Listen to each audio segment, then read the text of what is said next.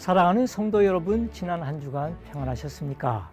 사랑과 구원의 발자취, 이번 주 순서는 사도 바울이 거쳐간 바 있는 항구 도시 안탈리아입니다.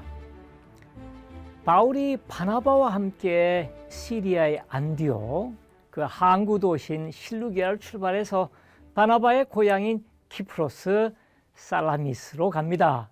그곳에 회당을 방문하고 선교를 했고요. 키프로스의 총독이 살고 있는 키프로스의 수도 파포스 도시를 방문하죠. 그곳에서 이제 바울에 대해서 시기 질투하는 그런 주술사 사건도 있었습니다.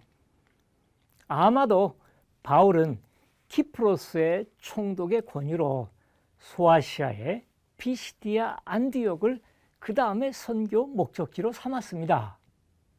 키프로스에서 피시디아 안디옥으로 가기 위해서는 파포 항구에서 배를 타고 북쪽으로 도착한 곳이 페르게 항구입니다. 페르게에서 그 근처의 도시 이고니온, 루스트라, 더베 등을 거쳐서 목적지 피시디아 안디옥에서 선교를 하고 다시금 시리아 안디옥으로 돌아갈 때에 배를 탄 항구가 안탈리아입니다. 바울이 그가 평생 정말 세 차례 선교 여정 마지막 로마로 갈 때에 수많은 기간을 배를 타면서 항해를 했습니다. 당나귀에다가 짐을 싣고 다니는 육로보다 훨씬 더 편하고 쉬웠을 겁니다. 물론 풍랑이 있으면 고생을 했겠습니다만 그가 처음으로 선교 여정 소아시아 터키 지역에 발을 들여놓은 피시디아 안디옥으로 가기 위한 두 개의 항구 도시 페르게와 안탈리아, 그 중에서 안탈리아가 과연 어떤 곳인지 저와 함께 현장으로 가보시겠습니다.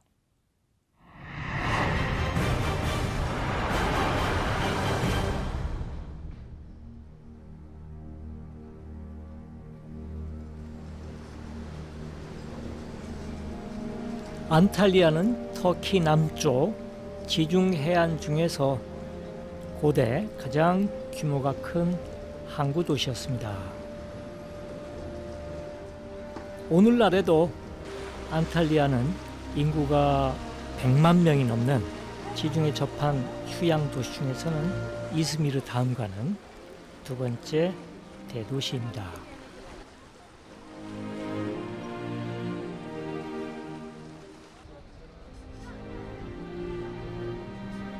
이 아담한 항구가 사도 바울이 그의 첫 번째 선교 여정에서 안디옥을 출발해서 키프로스 섬을 거쳐서 소아시아의 비시디아 쪽 안디옥으로 가고 오고 할 때에 아마 실제로 바울이 배를 타고 비시디아 안디옥에서 다시금 시리아 안디옥으로 돌아갈 때에 이동했던 그 장소로 여겨지는 곳입니다.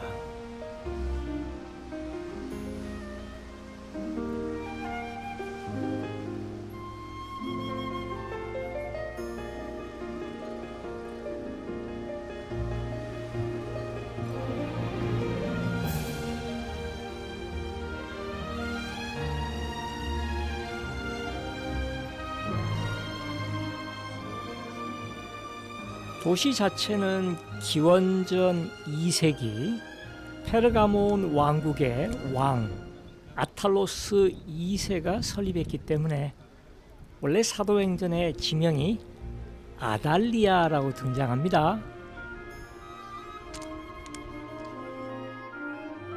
아달리아는 페르가몬 왕국의 왕 아탈로스, 즉 원래 명칭은 아탈레이아라고 불렀던 도시입니다.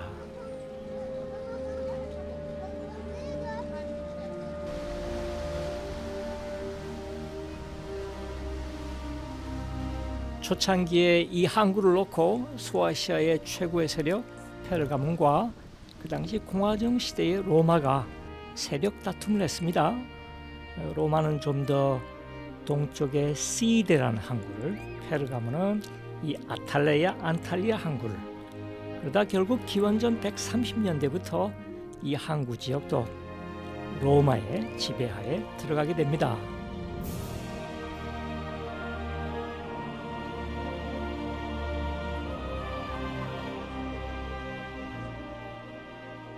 오늘날 한국에서 볼 수 있는 성벽, 성체 자체는 11세기, 12세기쯤에 셀축 투르크 세력이 이 항구를 중요한 거점으로 개발하면서 높이 쌓은 성벽의 일부입니다.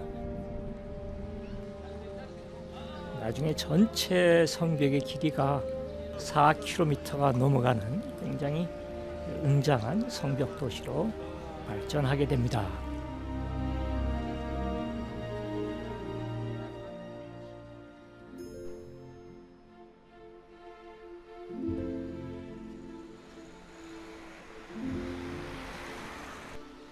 오늘날 안탈리아 도시는 터키 내부에서 규모가 큰 휴양지이고요. 현지인뿐만 아니라 외국 관광객들이 유럽에서 바로 안탈리아 공항까지 가는 그러한 국제적인 휴양 도시로 발전했습니다.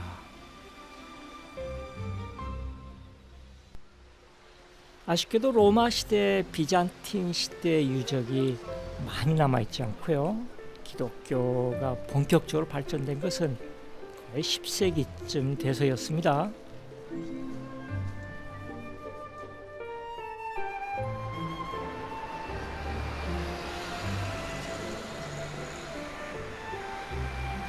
그런 가운데 오늘날 안탈리아에서 로마 시대 항구 자체의 모습보다도 서기 130년쯤에 로마의 황제 하드리아누스가 자기 제국의 구석구석을 방문하게 되는데 서기 130년쯤에 바로 이 항구 도시를 방문해서 그 황제를 기념하는 세계 아치의 기념비적인 황제 아치를 세우게 됩니다.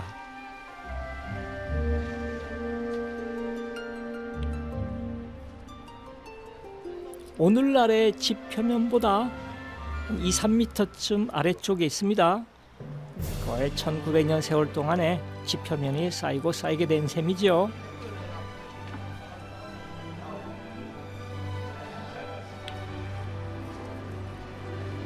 보통 기능적인 성문은 가운데가 차도로서 큰 아치가 있고요. 양쪽 두 개가 인도로서 이제 작은 아치인데 이 안탈리아의 하드리아누스 아치는 아치 세 개가 거의 같은 규모로 연결됐다는 것이 건축적으로 독특합니다.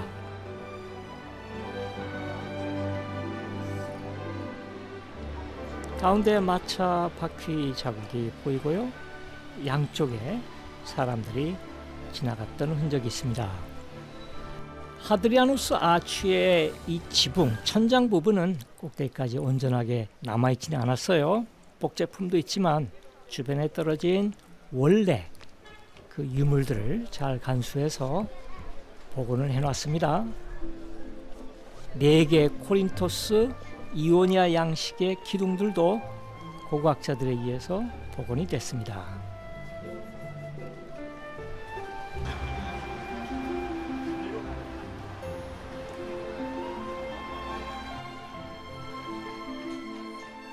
안탈리아의 구도심 안에는 적어도 300년, 400년 이상 된 오래된 저택들이 문화재로서 잘 보존되어 있습니다.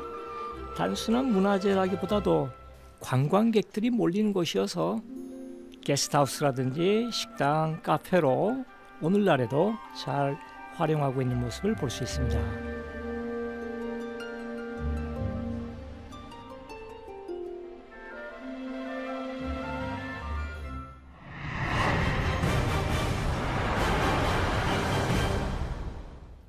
오늘날의 터키의 안탈리아, 고대 아달리아 혹은 아탈레이아, 페르가몬 왕국의 왕의 이름을 딴 도시입니다. 오히려 고대 도시, 항구 도시 아달리아보다 오늘날의 안탈리아가 훨씬 더 큰 대규모 도시로 발전됐습니다. 공식적으로 터키의 지중해 연안 도시 중에서는 가장 크다고 합니다. 도시 자체 한 120만 명 정도, 주변 위성 지역까지 포함해서 거의 250만 명이 살고 있는 지역이 안탈리아입니다. 물론 터키에서 가장 큰 도시 이스탄불, 앙카라, 에게 쪽의 항구 도시 이즈미르가 있습니다. 바로 요한이 방문했던 서머나 교회가 있는 곳이죠. 인구가 300만, 450만 되는 큰 도시입니다. 오늘날 안탈리아는 겨울철에 기후가 온화해서 유럽 사람들이 바로 전세기로 안탈리아로 들어오고요. 국제적인 회의라든지 스포츠 활동이라든지 상당히 많은 관광객이 붐비는 그런 국제 도시입니다. 항구도 아름답게 현지 문화재청에서 잘 복원을 했고요. 중세 13, 14세기의 셀축 왕국 전성기에 4.4km 성벽, 80여 개 망대, 그 성벽 안쪽에 오래된 고택들이, 참 예쁜 그러한 목조 건물들이 아름답게 잘 보존되어 있는 곳이 바로 안탈리아입니다. 안탈리아에서 동쪽으로 떨어진 로마 시대 극장의 도시 아스펜도스, 과연 어떤 도시인지 저와 함께 아스펜도스로 가보시겠습니다.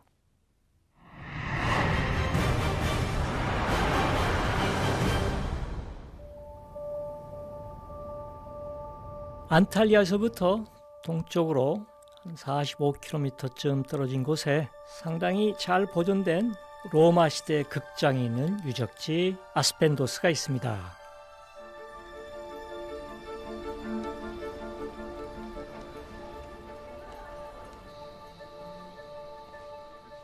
공연 당시에 이 도시의 VIP들, 지도층이 극장으로 들어가는 양쪽의 입구입니다.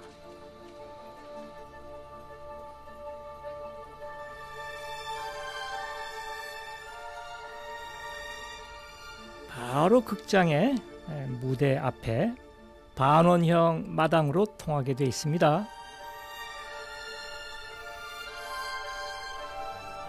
직경 94m쯤의 거대한 이 아스펜도스 극장은 전체 수용 인원이 15,000명, 정상적인 상태로 한 명씩 앉으면은,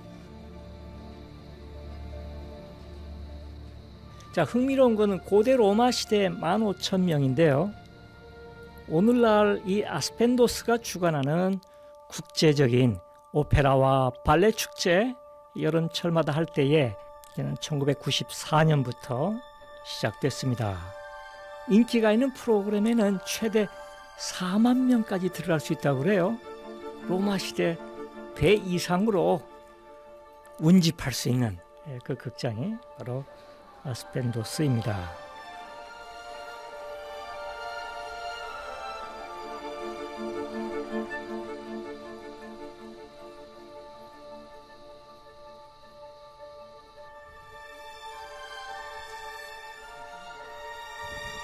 이 아스펜도스 극장은 그 보존 상태를 보아서 터키를 대표하는 극장입니다.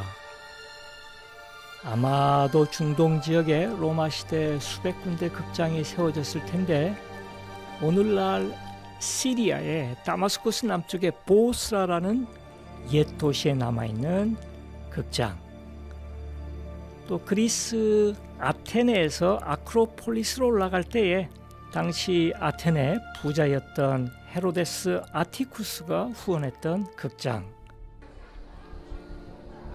또 터키의 아스펜도스 이 극장, 그 정도가 지금 동지중해 지역에서 지금까지 잘 남아있는 3대 극장입니다.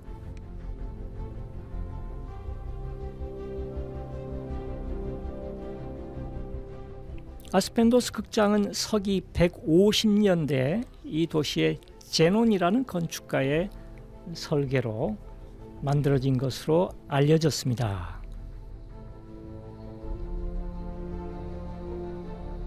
13세기에 룸 셀축 왕국이 이 지역을 통치하면서 잘 보존된 로마 극장을 처음에는 여관으로, 나중에는 그들의 궁전으로 활용하면서 무대 쪽을 완전히 차단해 버렸습니다.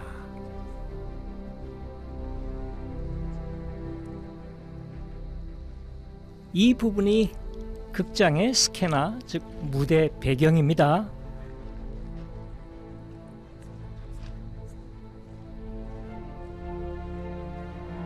로마 시대 극장의 특징은 완전히 반원 원통형으로 폐쇄된 공간이었고요.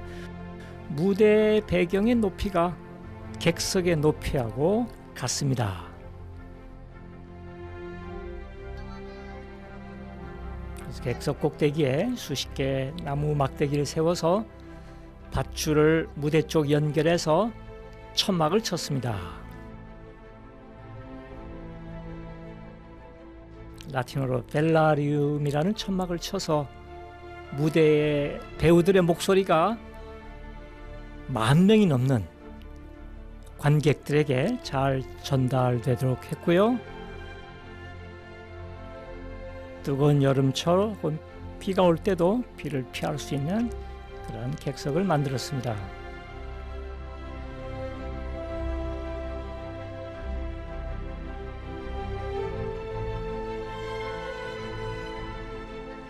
객석은 하단과 상단을 합쳐서 40줄이고요. 일반 서민들은 상층부의 객석을 이용하고 이 통로를 따라서 무대 바깥쪽, 즉 외부에서 들어오면은 객석 뒤쪽으로 해서 자기가 속한 그런 객석 쪽으로 이동하게 되겠죠.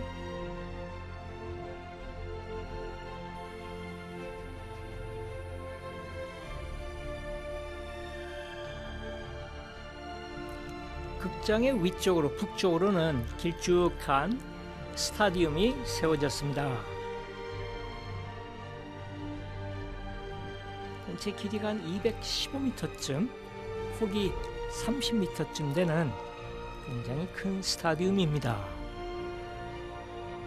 즉 운동 경기가 열리는 스타디움과 연극 공연되는 극장을 같이 북쪽과 남쪽으로 같은 장소에 붙여놓은 셈이죠.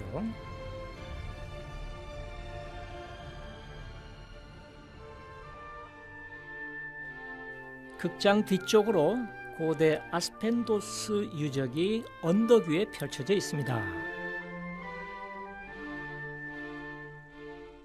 거대한 건축물 공회당 바실리카 건물입니다.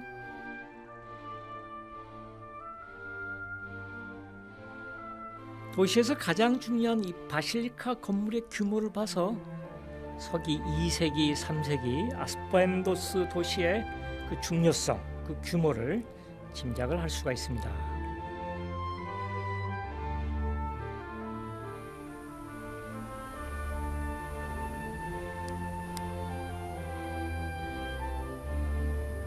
일종의 아크로폴리스로 볼 수 있는 극장 뒤쪽에 고대 도시 아스펜도스 일부 도로 한가운데 하수구가 지나가고요. 아치 성문들이 복구됐습니다.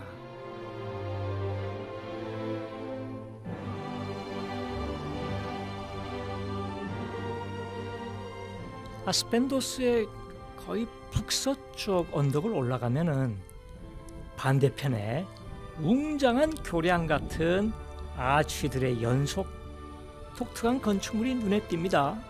바로 로마 제국이 자랑하는 수로교입니다.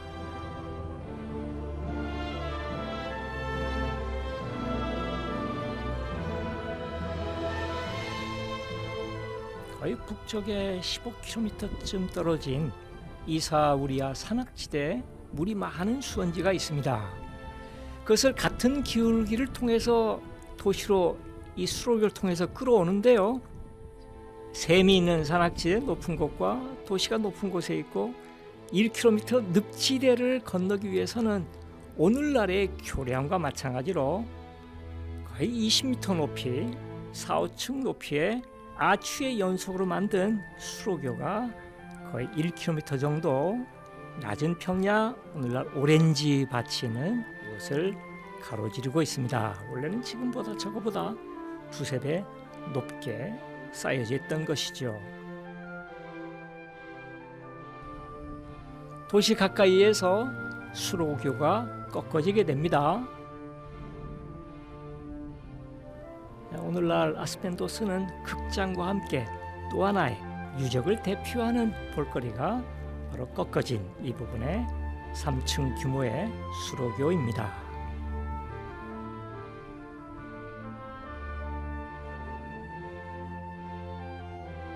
수로교 아치 아래 그늘에 사람들이 앉아서 기다리고 있습니다. 물론 쉬고 있는 것 같지만 사실은 이 동네 마을버스의 중요한 정류장입니다. 벨키스라는 조그마한 마을이 오늘날 아스펜도스 북쪽에 위치해 있습니다.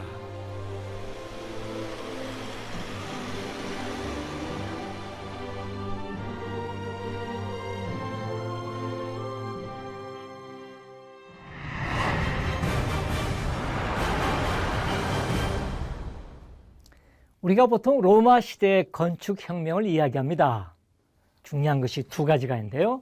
하나는 시멘트입니다. 비록 그보다 이른 시기에 석회암 가루를 시멘트로 만드는 흔적이 있으나 건축물에 시멘트를 돌과 함께 처음으로 사용한 사람들입니다. 두 번째 로마 건축의 혁명이 아치입니다. 반원 형태로 교량을 만들 수 있는 구조, 아치를 발명한 것이죠. 터키 지역의 로마 시대 도시가 커집니다. 첫 번째 도시의 문제가 부족한 물을 해결하는 일입니다. 로마 황제로서는 반란이 일어나지 않도록 물을 잘 공급해야 되겠죠. 아스펜도스만큼은 극장과 함께 독특한 수로교가 인상적입니다. 북쪽의 산악지대 샘에 물이 많은 곳에서부터 15km의 수로교를 만들었습니다. 군데군데 30m 높이의 탑을 쌓아서 그 탑에서 수압을 조절하면서 물이 잘 흘러 들어올 수 있도록 했다는 것이죠. 아스펜도스에서 발견된 비문의 기록을 통해서 서기 2세기에 그 웅장한 수로교를 만들기 위해서 돈을 낸 사람의 후원자, 기증자가 있습니다. 티베리우스 클라우디우스 이탈리쿠스라는 사람이 무려 200만 데나리온의 기금을 헌금했는데요. 수로교를 만들기 위해서. 만일 하루 일당 데나리온을 5만 원을 친다면 요즘 돈으로 1천억 원이고요. 하루 일당이 10만 원 치면 2천억 원이라는 엄청난 비용을 들여서 오늘날까지 보존되는 아스펜도스의 수로교를 만들었습니다. 저희가 준비한 순서는 여기까지입니다. 사랑하는 성도 여러분, 다음 주 시간까지 안녕히 계십시오.